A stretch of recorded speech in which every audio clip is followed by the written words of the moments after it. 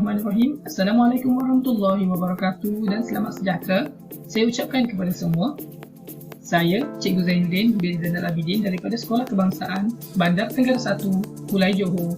Hari ini ingin berkongsi video amali sains negeri Johor bertajuk kestabilan mengeksperimen untuk menentukan faktor yang mempengaruhi kestabilan objek iaitu ketinggian. Untuk mengenal pasti masalah, kita mulakan dengan mengenal pasti masalah, di mana ingin saya nyatakan di sini bagaimanakah ketinggian mempengaruhi kestabilan. Ini bermakna saya menyatakan bahawa ketinggian itu mempengaruhi kestabilan sesuatu objek. Benarkah ataupun tidak? Jadi mari kita kaji. Langkah yang pertama adalah mengenal pasti masalah. Penyataan masalah yang telah saya dapati adalah bagaimanakah ketinggian mempengaruhi kestabilan objek. Jadi penyataan masalah ini bermuncul daripada ataupun bermula daripada pemerhatian saya. Jadi pemerhatian merupakan kemahiran proses sains yang pertama. Dan daripada pemerhatian saya membuat sebab ataupun saya menyatakan sebab, di mana penyataan sebab itu adalah membuat inferan, iaitu kemahiran proses sains yang keempat. Untuk memulakan pengkajian kita, saya akan mulakan dengan hipotesis ataupun kesimpulan awal, di mana kesimpulan awal ini adalah berdasarkan apa yang saya rasakan betul daripada pengalaman saya sebelum ini. Pada pendapat saya, hipotesis yang saya boleh lakukan adalah semakin bertambah ketinggian objek, semakin tidak stabil sesuatu objek itu. Ataupun semakin rendah objek, semakin stabil sesuatu objek itu.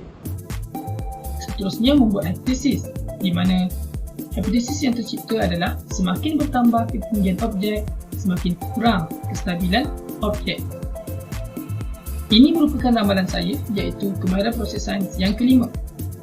Saya membuat ramalan ini adalah berdasarkan kepada pengalaman sedia ada saya dan juga yang telah saya pelajari sebelum ini. Sudah tentu saya tahu bahawa ketinggian objek bertambah, maka kestabilan akan berkurang. Lagi tinggi objek, lagi mudah jatuh. Jadi, dengan pemahaman itu, saya dapat menciptakan hipotesis ini yang belum pun ditentusahkan. Dan hipotesis ini sebenarnya merupakan kesimpulan awal yang akan kita membuat kajian tentangnya, eksperimen tentangnya selepas ini. Dalam masa yang sama, kemahiran proses sains ke-9 iaitu mendefinisi secara operasi adalah digunakan untuk kita menyatakan kestabilan objek itu dalam konteks eksperimen sebentar nanti. Dan sudah tentu membuat hipotesis merupakan kemahiran proses sains yang ke-11. Untuk meneruskan dengan eksperimen, saya perlu merancangkan dahulu, saya perlu menetapkan dahulu pemberi ubah. Jadi, berdasarkan hipotesis saya tadi, di mana pemberi ubah yang dimanipulasikan saya letakkan adalah ketinggian objek. Untuk ketinggian objek, kita perlu memalarkan ataupun kita kena menetapkan saiz ataupun luas tapak. Okey, luas tapak yang sama tetapi ketinggian berbeza. Jadi yang dimanipulasikan, pemberi ubah yang dimanipulasikan adalah ketinggian objek. Yang kedua, pemberi ubah yang bergerak balas. Pemberi ubah yang bergerak balas adalah yang kita akan lihat daripada eksperimen yang saya ingin kaji ini, iaitu eksperimen mengkaji kestabilan objek daripada ketinggian yang berbeza. Kestabilan dalam konteks pemberi ubah yang bergerak balas ataupun yang ingin saya lihat hasilnya adalah berapa lamakah masa yang diambil untuk sesuatu objek yang berbeza ketinggian itu untuk jatuh. Semakin cepat objek itu jatuh bila saya letakkan pada satu kawasan rata dan saya angkat tapak itu, semakin cepat ia jatuh, maksudnya semakin tidak stabil lah ia. Jadi definisi secara operasi bagi kestabilan dalam eksperimen ini adalah masa untuk objek jatuh. Okey, seterusnya yang dimalarkan saya katakan tadi adalah luas tapak. Pastikan luas tapak objek kita adalah sama.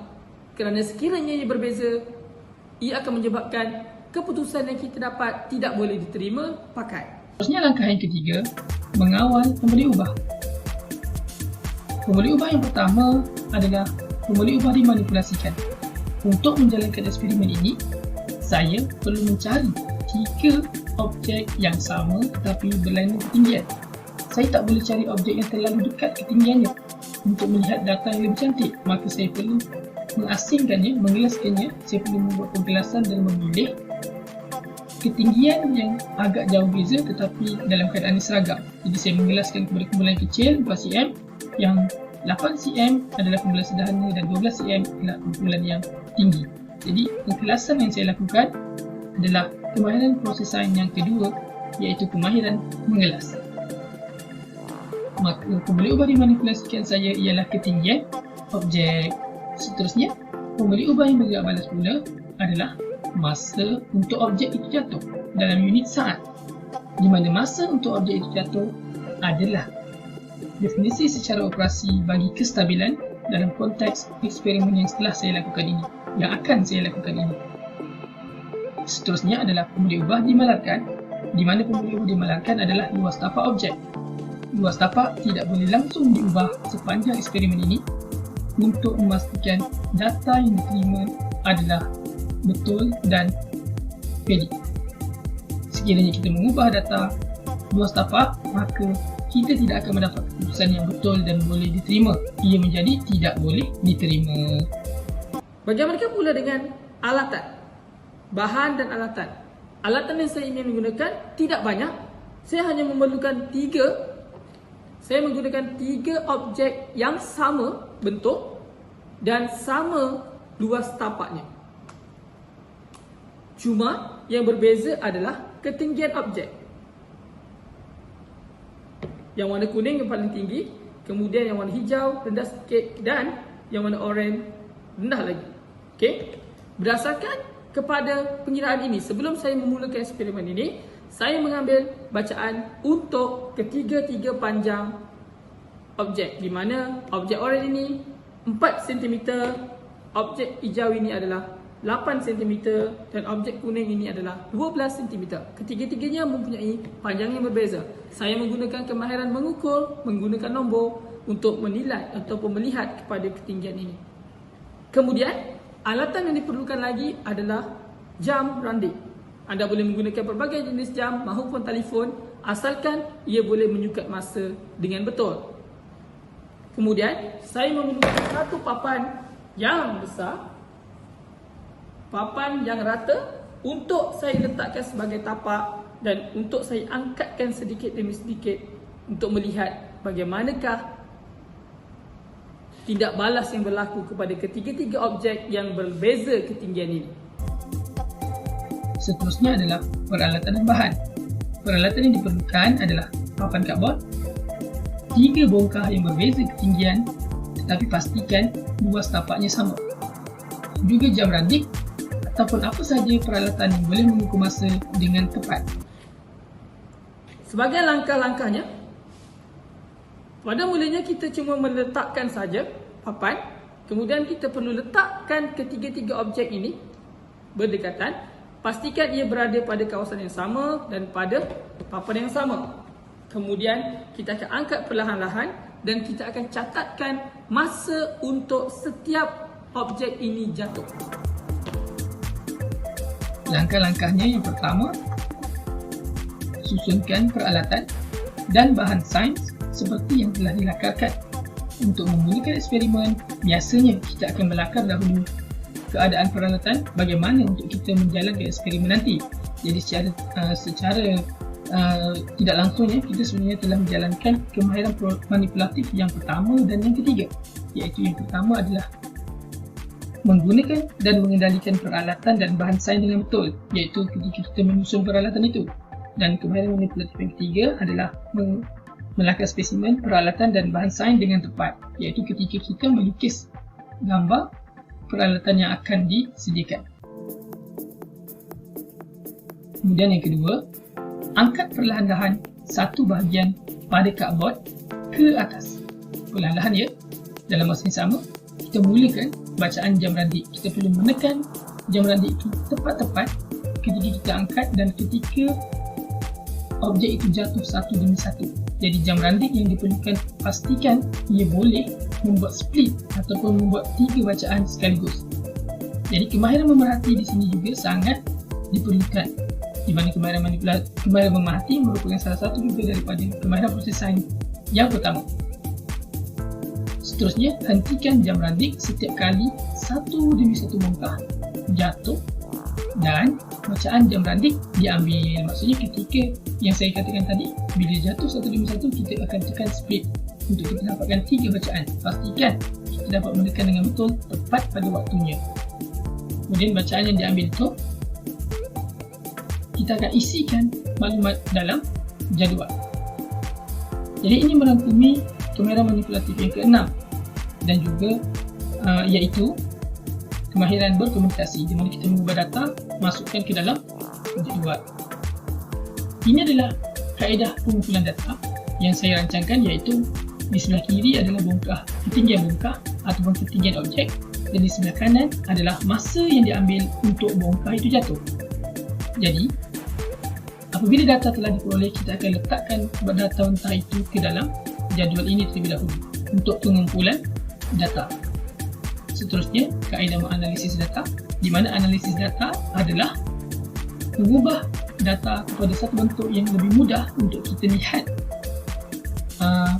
hasilnya ataupun apa yang kita ingin tentukan ataupun apa yang kita sedang cari dengan lebih jelas. Okay, jadi ini merupakan kemahiran proses sains juga yang ke-6 berkomunikasi, di mana di Paksi X dan Paksi Y ini adalah saya rancangkan untuk membuat carta palang. Paksi Y ni adalah masa untuk bongkah jatuh dalam kurungan saat tu sebenarnya unitnya ya. Jadi di Paksi Y adalah pembuli ubah bergerak balas, dan di Paksi X adalah ketinggian bongkah iaitu pembuli ubah dimanipulasikan. Seterusnya, kita akan menjalankan eksperimen di mana kemahiran proses sains yang ke-12 mengeksperimen diaplikasikan. Masa yang sama, kita juga mengamalkan kemahiran manipulatif yang kedua, iaitu mengendalikan spesimen dengan betul dan cermat dan selamat. Kerana sepanjang eksperimen kita perlu mengendalikan alatan-alatan tersebut dengan betul dan jangan berlaku sebarang kesalahan untuk memastikan tidak berlaku apa-apa kemalangan dan kesalahan dari segi dapatan data. Jom, tanpa membuang masa lagi, mari kita jalankan eksperimen kita. Kita teruskan dengan eksperimen kestabilan. Adakah ketinggian akan mempengaruhi kestabilan? Adakah semakin tinggi semakin stabil atau semakin rendah semakin stabil? Adakah ia merupakan faktor kestabilan? Jadi, untuk eksperimen yang ini, saya akan memanipulasikan ketinggian objek di mana saiz sama, okey, luas tapaknya sama dan bentuknya juga sama, cuma yang berbeza adalah ketinggian. Adakah ketinggian mempengaruhi kestabilan? Untuk mengenal pasti apa itu kestabilan adalah bergantung kepada masa untuk objek ini jatuh. Semakin cepat objek itu jatuh, maksudnya ia semakin tidak stabil. Dan semakin lambat dia jatuh, maka ia merupakan yang lebih stabil. Jadi saya akan susunkan 3. Yang paling kecil, paling rendah lah. Kemudian yang berbeza ketinggian sedikit. Kemudian yang ketiga yang paling tinggi. Okay. Ini merupakan ketinggian 4 cm, 8 cm dan juga 12 cm. Pastikan anda membuat pengiraan yang betul menggunakan pembaris sebelum anda menjalankan eksperimen ini untuk memastikan data yang diberikan adalah tepat. Saya ulang sekali lagi, 4 cm, 8 cm dan 12 cm. Mari kita lihat. Saya akan mengangkat cardboard ini perlahan-lahan. Dengan masa akan dimulakan apabila saya mula mengangkat. Okey, kita mula dengan kiraan 3. Kita bersedia dengan jam anda untuk mengambil bacaan masa. 1, 2, 3.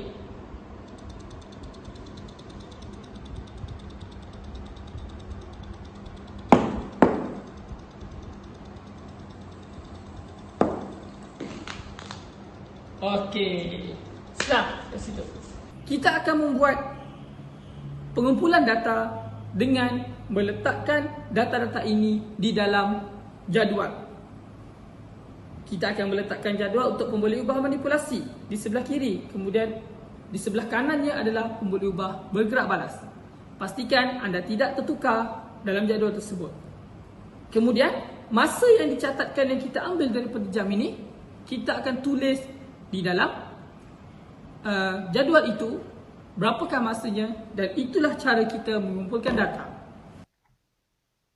Langkah seterusnya adalah mengumpulkan data. Setelah kita menjalankan eksperimen, kita kumpulkan data mentah tadi, kita letakkan di dalam jadual ini. Maka dalam jadual ini, ketinggian bongkar 4 cm, masa yang diambil untuk bongkar jatuh adalah 7.69, 8 cm 4.58 dan 12 cm 4.21 saat.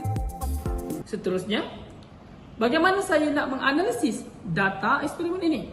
Daripada jadual yang telah dibuat, kita akan menganalisis data. Seperti mana kita tahu, analisis data adalah menukar maklumat kepada bentuk lain yang lebih mudah untuk kita memahami maksudnya.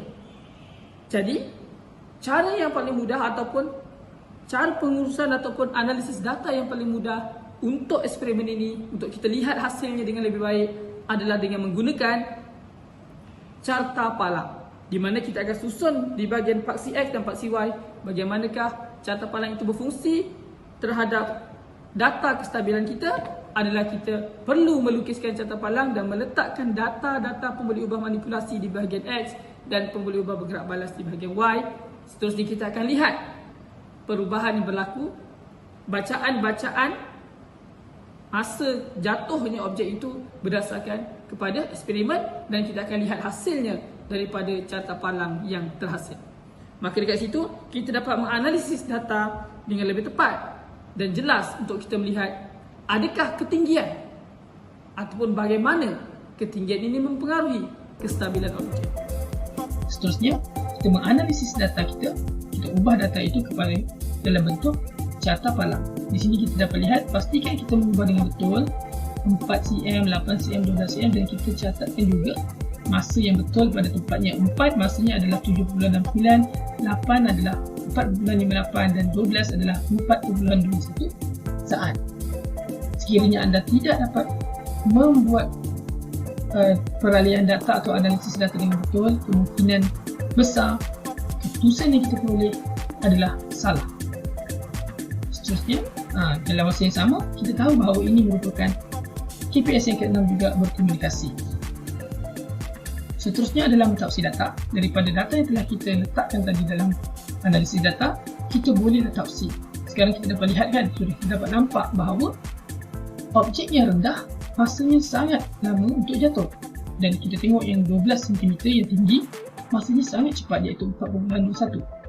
Daripada tafsiran data ini, kita dapat lihat bahawa semakin tinggi objek, semakin cepat masa untuk objek itu jatuh. Jadi, yang ke-8 adalah membuat kesimpulan berdasarkan dapatan yang kita perolehi, iaitu semakin tinggi objek, semakin cepat masa objek untuk jatuh. Di mana kita tahu masa untuk jatuh, jadi ia merangkumi ataupun melibatkan kemahiran proses sains yang ke-7, iaitu menggunakan ruang dan masa. Di mana ruangnya adalah kejatuhan objek itu, masa adalah masa yang diambil untuk jatuh, kemudian ruangnya itu adalah bila dia nak jatuh. Okay. Jadi anda perlu faham dan perlu jelas dengan ruang dan masa ini. Definisi secara operasi bagi kestabilan adalah masa objek jatuh. Maka semakin tinggi objek, semakin kurang kestabilan objek. Adakah ia sama dengan hipotesis kita pada awal tadi? Ya, sama. Maka hipotesis diterima. Sudah itu, jangan lupa untuk kita mengemaskan barangan-barangan kita, bersihkan peralatan dengan cara yang betul, dan jangan lupa untuk simpan peralatan dan bahan sains di tempat yang betul dan selamat. Di mana dua poin ini merangkumi kemahiran manipulatif yang keempat dan juga yang kelima, iaitu yang keempat membersihkan peralatan sains dengan cara yang betul, dan yang kelima menyimpan peralatan dan bahan sains dengan betul dan selamat.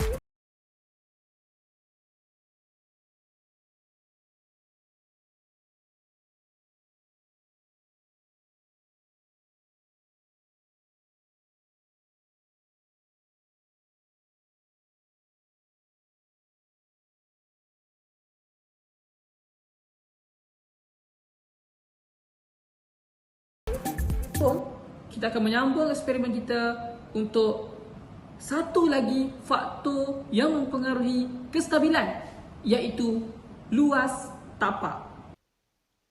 Bismillahirrahmanirrahim. Assalamualaikum warahmatullahi wabarakatuh dan salam sejahtera. Saya Cikgu Zainuddin bin Zainal Abidin daripada Sekolah Kebangsaan Bandar Tenggara 1, Hulai Johor. Hari ini saya ingin berkongsikan video amali sains negeri Johor bertajuk Kestabilan mengeksperimen untuk menentukan faktor yang mempengaruhi kestabilan objek, iaitu luas tapak. Untuk eksperimen ini, kita akan mengenal pasti masalah terlebih dahulu, di mana masalahnya adalah bagaimanakah luas tapak mempengaruhi kestabilan objek. Betul ke luas tapak ini mempengaruhi kestabilan objek? Ataupun sama saja? Langkah yang pertama adalah mengenal pasti masalah. Untuk eksperimen ini, mengenal pasti masalah ataupun penyertaan masalah yang saya dapat katakan ataupun saya dapat hasilkan adalah bagaimanakah luas tapak mempengaruhi kestabilan objek. Masalah ini telah saya dapati adalah daripada pemerhatian saya, iaitu saya menggunakan kemahiran proses sains yang pertama memerhati untuk mendapatkan masalah ini, dan saya menyatakan sebab daripada pemerhatian tersebut, maka saya telah mengaplikasikan juga kemahiran proses sains yang keempat, iaitu membuat inference. Saya perlu menghasilkan satu hipotesis untuk dijadikan sebagai permulaan dalam satu eksperimen. Hipotesisnya adalah seperti berikut.